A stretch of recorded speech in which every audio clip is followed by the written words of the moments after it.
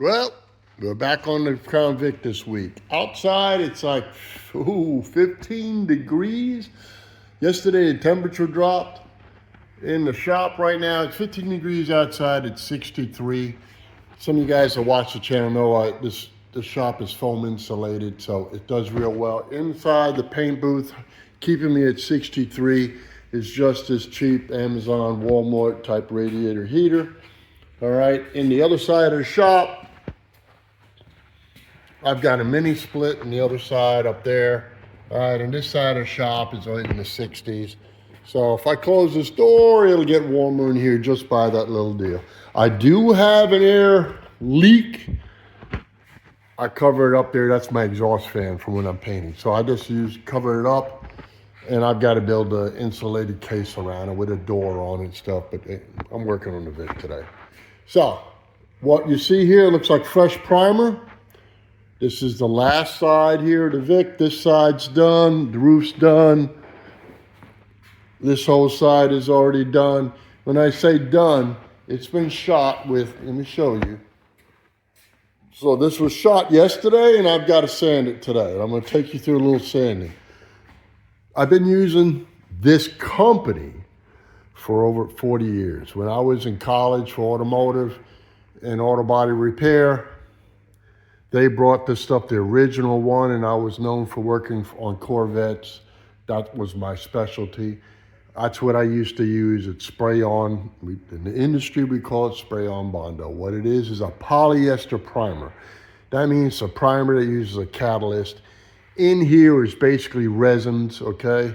So, and here's the activator.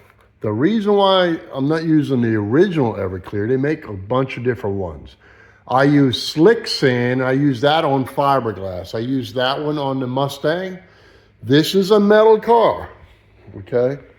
The Mustang had a fiberglass hood, so that's why I used their slick sand.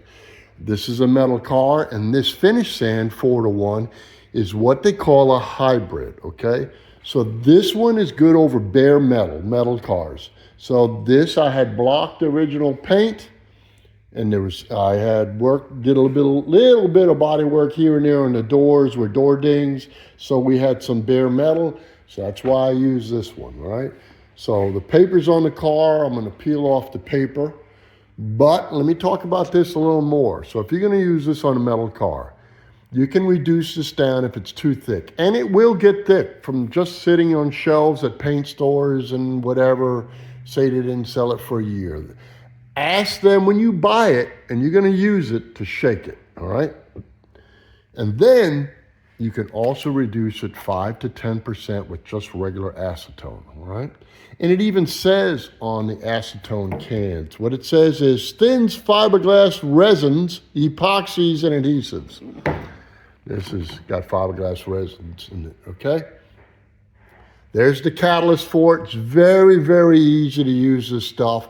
It's 4 parts this to 1 part activator, right? Now, I made a short about this, and I was having to yell and talk fast. If you shoot a polyester, don't shoot it through a nice high-end primer gun. I go to Amazon, or you can go to eBay. I'll put a link in the description for this gun, and I use another gun that's even cheaper. And that gun over there is cheaper, but I just use it for 1 and 2 projects, and basically it's worthless afterwards. I throw it out. They're Chinese guns. But that one over there, I think it was about a $35 gun. This one here. All right? And it's got a 2.5 tip in it. And some of you guys don't know about tips. Okay, I'll come over here and I'll show you. When you're shooting regular paints, automotive paints, there's everything 1.2, 1.3, 1.4. 1.4 is normally your bases, and 1.3, 1.2 you use on clears. Those numbers mean it atomizes stuff very fine coming through the nozzle and the cap and the needle. All right, that's just the basic telling you about it. Don't jump on me and say, oh, that's not technically. I'm talking to you in layman's terms, all right? This one from Amazon comes with a 1.4, 1.7, and 2.0. Comes with different caps and needles. So I shot this with the 2.0. This stuff is very, very thick. So you want it coming out of the largest nozzle there is, a 2.0 or a 2.5. And then it sprayed down very smooth. The smoother it sprays down, the better this is going to sand. And in these kind of temperatures, 60, 70, this is wintertime. Let this stuff sit overnight or a day and a half before you try to bust it and start sanding on it, all right? Otherwise, it'll be gummy. It's like working with Bondo. You try to get on Bondo too soon, and what happens? It'll gum up your sandpaper. Same thing. So I'm going to pull this paper off, all right? And then I'm going to show you what my next step that I do before I start sanding this stuff, okay? All right, these are my 3 sanding blocks that I primarily use on this car. I have some more, but normally I'm using this little bit longer block. All right, they're made by Durablock. There's some really, really, really nice blocks by a company called Linear Block.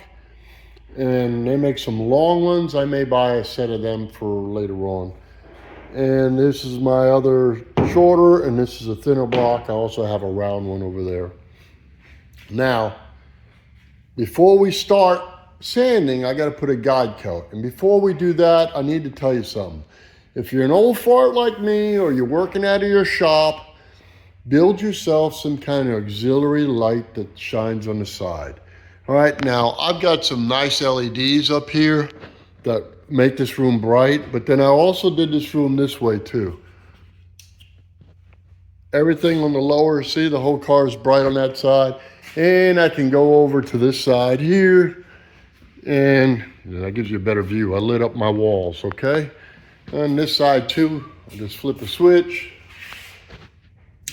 Bam. And now you see, you can actually see what the hell you're doing. So you have to be able to see what you're doing. If you don't, you could build yourself or just put some clip-on lights. You need to see what you're doing, because if you miss something in these stages, trust me, paint ain't gonna cover it up.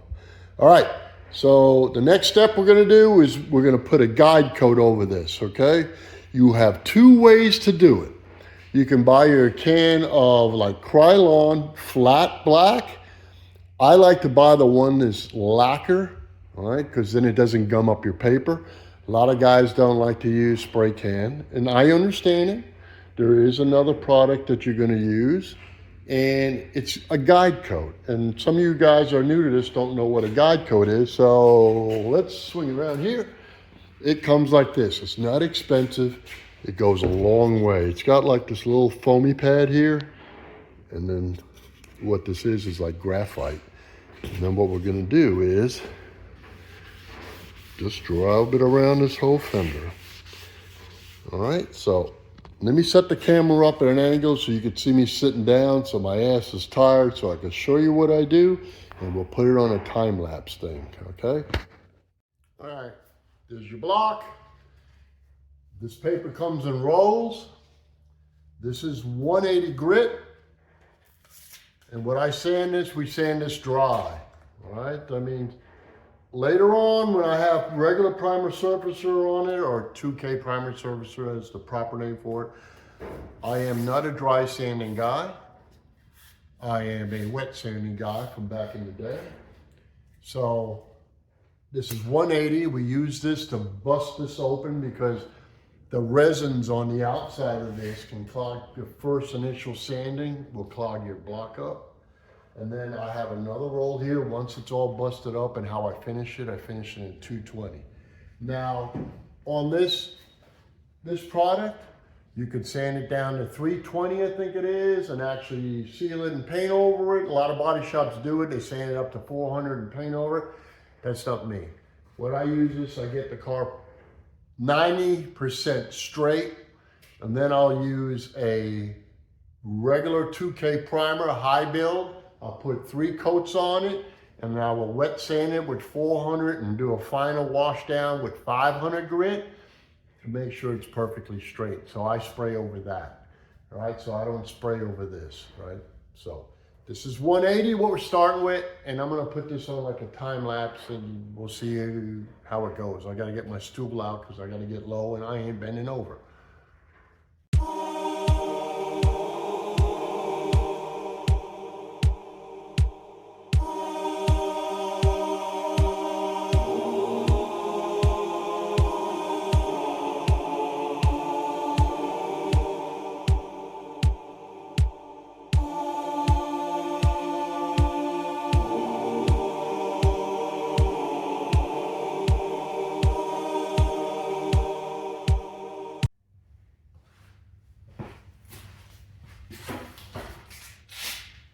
All right, whenever you're using this stuff, I wear a mask. You can use a paper mask or even a surgical mask, something to protect yourself. I just didn't want you guys to think that I wasn't using one. And another thing is I can't talk to you through a mask. So what we did was an initial bust through of the surface coating, and now I'm working down. And I'll bring the camera over here closer for you to look at here in a few minutes. But I'm going to show you something. There's two things that's going to happen to save you some sandpaper. I'm not trying to be cheap, but I'm just trying to tell you that the first time you're busting this stuff, it will clog your paper. But you use a blower, you pull off, you blow. Let me show you here. You see all, I don't know if you can see very well, but you see all these little speckles and stuff? Well, that's the resin and stuff clogging on the paper. So I blow it off. I've got a cheap wire brush. I just go over it a little bit and it knocks off about 75% of those, and the paper's still got life in it, all right? You see? So, old man trick. So I'm going to come over here. I'm going to sand a little more, finish busting it with the 180, and then we'll come back, and when we change it over to 220 paper, I'll show you what we're looking at, okay? All right, we did our initial bust through our carving with 180 grit. And wear a mask, like I told you a few minutes ago. Now I'm going to teach you what the guide coat's for. You see these dark spots still? Now these around here I haven't even touched yet. But look, there's a little bit of one here, a couple of little ones here. And this is just done with the 180. I'll need to work on this a little bit more. Let's see, there. It looks like a big dent, but it's not. You need patience. And what the guide coat shows you is the areas that need to be worked on more. All right, that means this is a low area. This here is level. It's like, this is level to this. This is low. So your job is to carve it till you can get rid of this. If you get to where you're starting seeing the paint, old paint underneath or metal on both sides, that means you need to either reprime it, or if you could feel the dent, you could use Bondo, or Bondo's a generic body filler, or like this one here, we'll use what's called a glazing putty if I can't get it out. And I'll show you that, don't worry about that. But so initial carve is 180, now we're moving up to 220, and you're using a long block. Listen, there's controversy on the internet about blocks. The bigger the panel, the longer your block should be. Some guys do everything with a short block like this. I'm telling you, it's just the only way. The longer the block, the straighter the panel is. Because how you judge a real good paint job is when you look down the side of the car. Do that. Go around. Car shows on. Look down the side of the car. Do you see waves or not? And then look at gaps, panel gaps on cars. So here we go. Now we're going to dive in. I'm going to change the paper to 220 and finish working this out with 220. Then we'll examine the panel and see where we're at and what I have to put glazing putty on or not. And before we go with the 2K primer on top of this. But allow yourself, very least, an hour to 2 hours per panel. I'm just being honest. If you don't have the patience to do it and you want to whip it out, whip it out. I'm trying to teach you how you want to do something the old tradesman way. How's that? Okay? So see you in a few minutes.